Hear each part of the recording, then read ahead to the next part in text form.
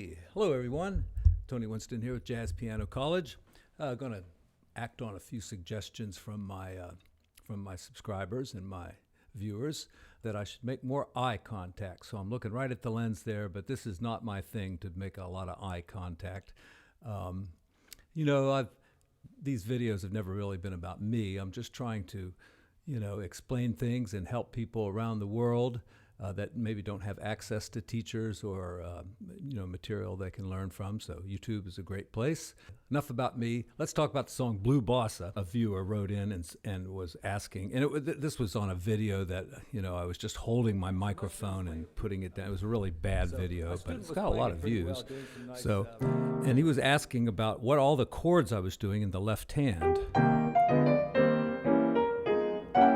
I was doing something like that, so let me explain that. And this kind of relates a little bit to what I did yesterday. The block chords, the locked hand style, and this is kind of based on that. I kind of going like this. I'm using a C minor scale, and I'm going up using a diminished chord on the second note, and then back to C minor seventh, and then I used a diminished chord here to get to F. And then as I went up F, I used a diminished chord there, like that. So it kind of came out like this. And I think I used it like an altered dominant, C altered here to get to F. And then I went to F.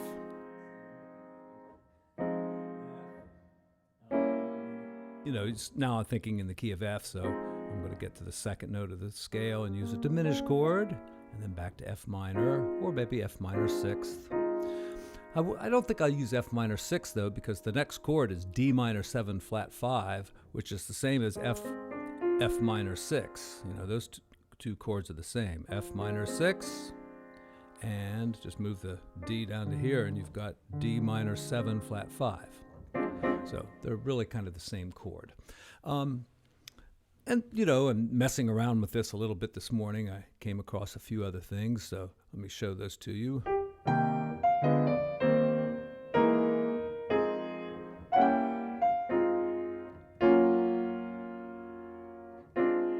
So here, I'm on F minor.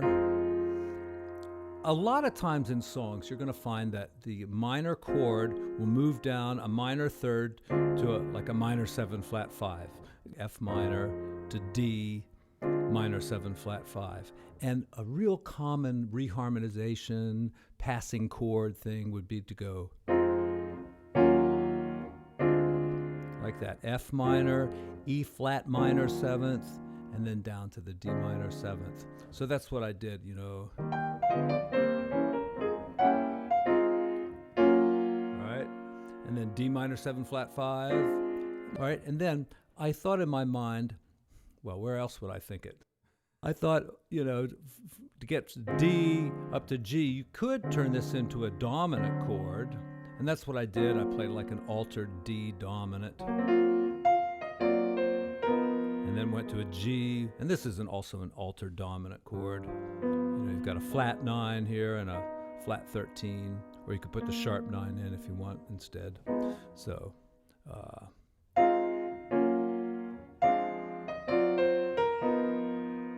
and then you can unalter it a little bit. And then you're back to C again.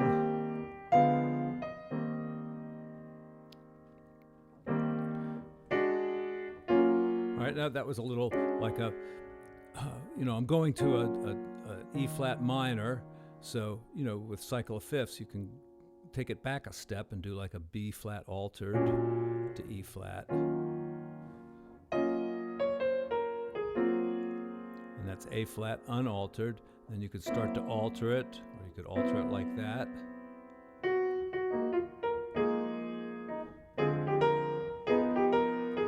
And then Monty Alexander, he does this for a turnaround. And, I was listening to Monty Alexander this morning, and it's actually, I looked for it on YouTube. I couldn't find it, but it is there because the album is the Ray Brown Trio, and it's a live concert, and it has Ernestine Anderson comes out and sings some songs with the trio, and she's really wonderful. And but it's called the Ray Brown Trio, and Jeff Hamilton is on drums, and Monty Alexander is on piano, and it just doesn't get any better than that. It really doesn't, at least not for that time period. And Monty is on fire on this song. He plays it at 288 beats per minute. They kind of feel it more in two. The bass player is playing in two, Ray Brown, and so he's just playing, dun, dun, dun, dun, but it's bum, bum. It's so fast. It's like.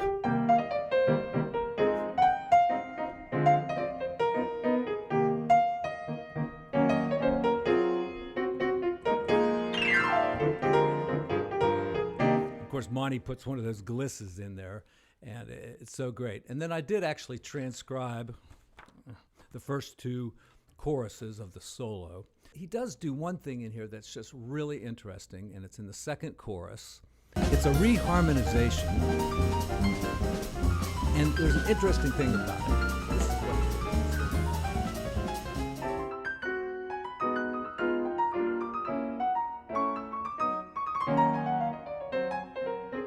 so it comes here in the song. He's going like, this is the second chorus, much slower.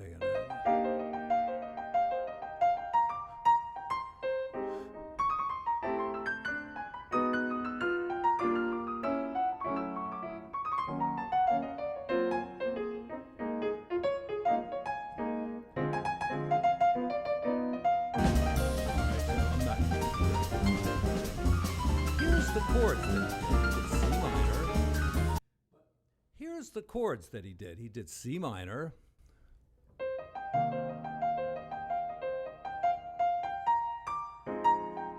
to F minor, and then he goes into this little 2-5, 2-5, 2-5, 2-5 thing, which is like A minor to D. He goes like something like that's A minor to D, and then down a half step. Right, A flat minor to D flat, does the G minor to C, and he kind of drops off on that one, and then he goes right to E flat. All right, now you tell me how this makes any sense at all. From B to E flat minor.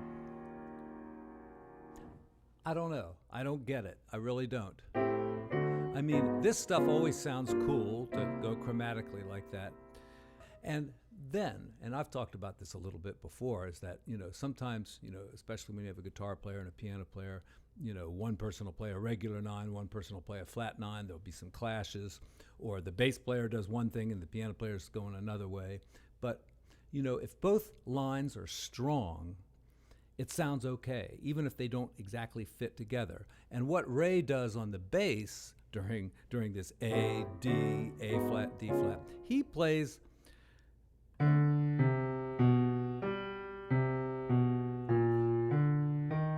right, which it doesn't really follow what Monty's doing at all. It kind of does at first. It goes like, but then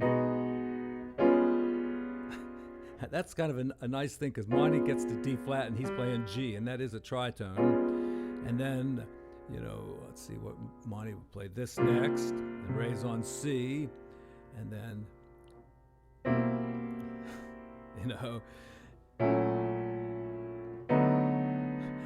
I mean, if I'm correct in analyzing the chords right, that's the bass note that goes with it, and you see it sounds very discordant, like it doesn't fit together at all. But it all, like I say, the bass line is strong, and then what Monty is doing is very strong too, and our ears just go with it.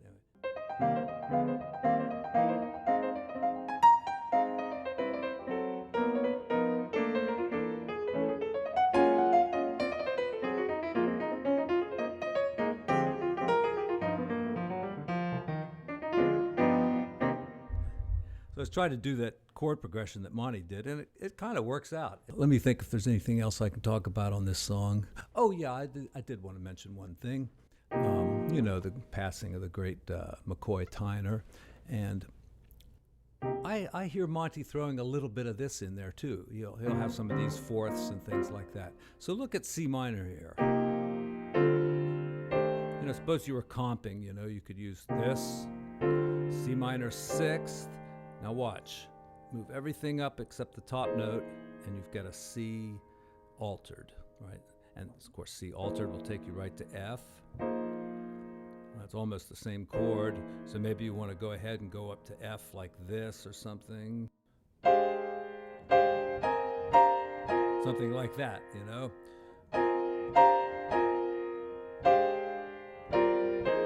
Or you could, yeah, just do the same thing you did in C. And then F. All right, so I'll transcribe a little of this stuff, do my magic in the editing suite. So anyway, thanks a lot, folks. Check back with me again. Got more videos coming out all the time. So thank you.